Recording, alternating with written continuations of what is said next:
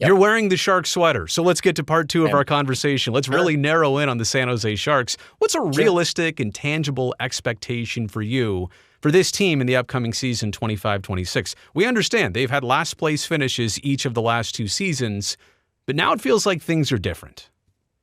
hmm there's a good chance of improvement. I think it may depend on how the goaltending holds up. But I do think another, I would say 10 to 15 point improvement. I think that could be in the offing for them. There's still definitely the chance they do more before we get to training camp, but I really like the young core they've got put together now. I don't mind the things they've been doing on the blue line either, and bringing in veterans who might have a bounce back. Maybe Orlov has a big bounce back year Right. after a down year in Carolina, that kind of thing. So I like what Mike Greer's done, but then again, when he made the Hurdle trade, I totally thought that trade was a good one for San Jose. Yep. And I think the future is really bright, but we should see incremental improvement this year.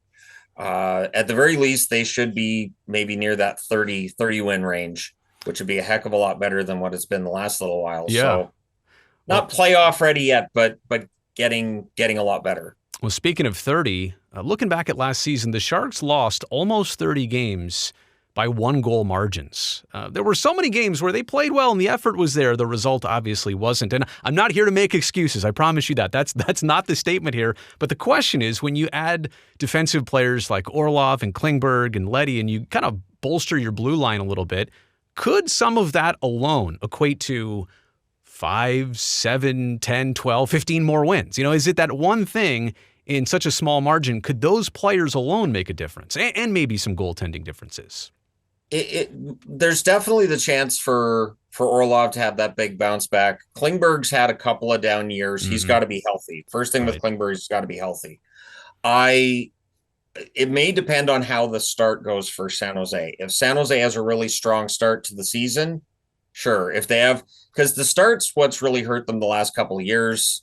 And if they can avoid that, we could see a big jump in terms of wins. The toughest thing to call is when a team is jumping out of that rebuild, where they're going to make that huge big jump. Right. Very, very difficult to predict.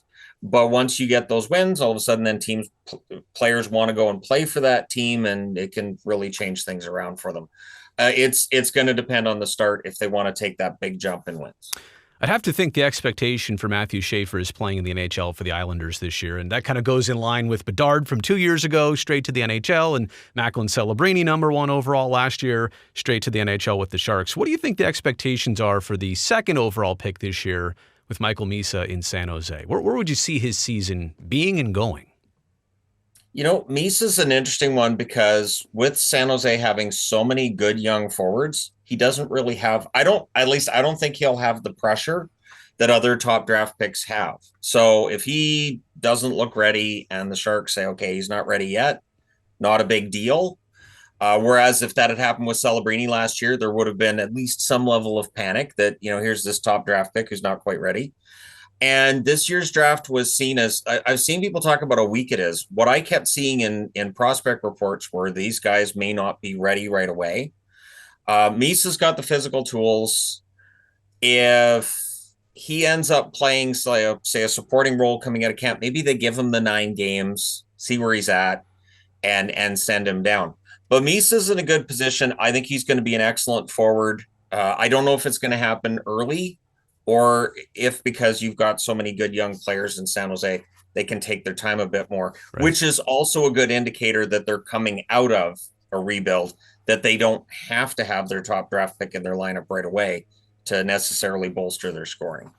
I'm thinking back about Macklin Celebrini's rookie season, and I can't ask for much more. Like, if the bar was a certain spot, he exceeded that clearly to the point where here in his sophomore season, I don't even really know what to expect or ask of him. If he does the same thing again, if he's the same type of player, everybody's still going to be thrilled. What do you see in his next step this upcoming season?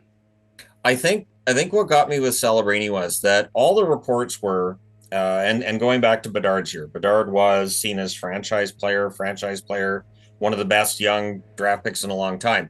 Celebrini wasn't necessarily seen as being as good as Bedard, which wasn't an insult to Celebrini as much as a compliment to Bedard.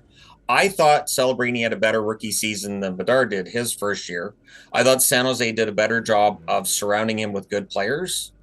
I could see Celebrini being in that point per game range this season. Again, that'd be a good start, having him with the right line mates.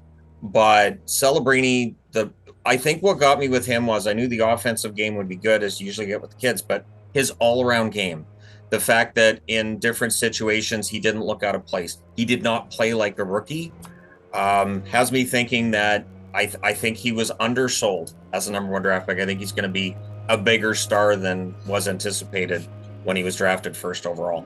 Just kind of following Macklin's summer, was golfing the other day with Sidney Crosby, and obviously was at the World's Tournament with, the who's who of Team Canada. I just really feel like even some of the NHL's biggest stars look at Macklin now and realize, okay, he's still young, but they can already see what he's going to be. And to somebody like myself, I know it. It's just that it's that great confirmation that maybe other players in this league are also recognizing who he's probably going to be. Yes. And being around players like that can have a lasting impact on their career going forward. I know Vancouver got criticized heavily when they brought in Matt Sundin. Right. And Matt Sundin was on a ridiculously expensive contract. But players in Vancouver, after Sundin was done in Vancouver and he'd retired, there were players in Vancouver that said, hey, playing with Sundin taught us a lot about how to play the game at both ends of the ice. He had a lot of leadership experience to pass along, and it really helped. So Celebrini being around these guys, I'm sure they're giving him pointers and they're talking to him, and I'm sure they've watched highlight reels. And I mean, players generally are really supportive of one another.